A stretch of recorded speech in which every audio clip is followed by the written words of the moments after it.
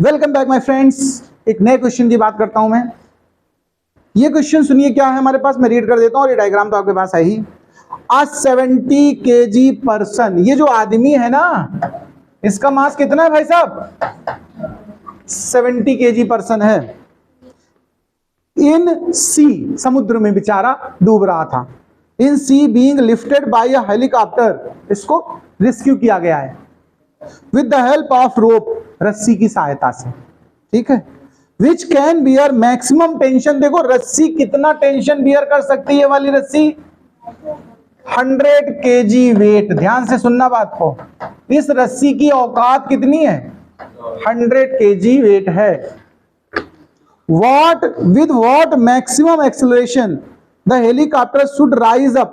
भाई हेलीकॉप्टर ने पकड़ लिया, उठ के ऊपर उड़ के आएगा कि वहीं जमीन में लुढ़कता रहे, बिल्कुल समुद्र के किनारे रहेगा? रस्सी तो थोड़ी बहुत लंबी होगी, तो उसे नीचे आना पड़ा होगा नाव के पास, फिर उसको ऊपर उठा करके तब आगे बढ़ेगा। तो उसके ऊपर को लिफ्ट करने की, यानी स्पीड किस तरफ जा रही है, किस तरफ मोशन हो रहा है? अपवर्ड। हेलीकॉप्टर किधर जाएगा? अपवर्ड जाएगा भाई साहब। ये तुम्हें बताना है कि कितना, बहुत ज्यादा एक्सीलरेशन से लेगा तो रस्सी टूट सकती। नाव से तुमने उठा लिया और समुद्र में छोड़ दिया, क्या फायदा अगर टूट गई तो? बचा के रखना है ना उसको। तो देखिए, should be rise so that rope may not break, रस्सी टूट ना पाए। क्लियर बात? तो देखिए जरा कैसे करेंगे। इस तरह के जितने भी क्वेश्चन होते हैं एक्सीलरेशन वाले, हमें सबसे पहले जज करना है मोशन किधर हो रहा है, अपवर्ड हो रहा है।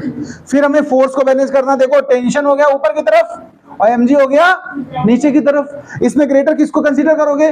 टेंशन को। तो इक्वेशन क्या बनेगी? अच्छा, टेंशन कितना बोला उसने? 100 kg weight. kg weight is the unit of force. To convert newton we multiply by g। तो 100 g हो जाएगा। ये पूरे रिस्पेक्ट के साथ बोलेंगे 100 g। और ये mg, यानी ये कितने किलोग्राम का आदमी है? 70 का। तो मास हो गया 70।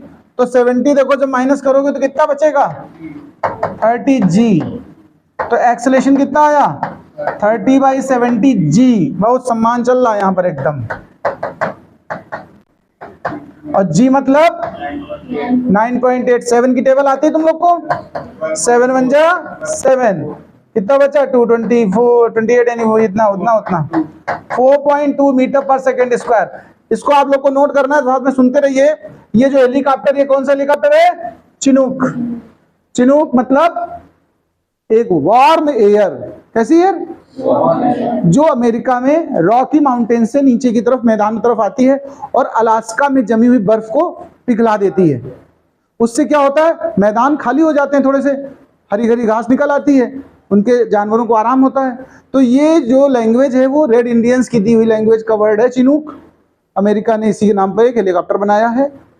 और ये चिनूक का मतलब होता है उस लोकल लैंग्वेज में बर्फ को खा जाने वाला, आइस ईटर।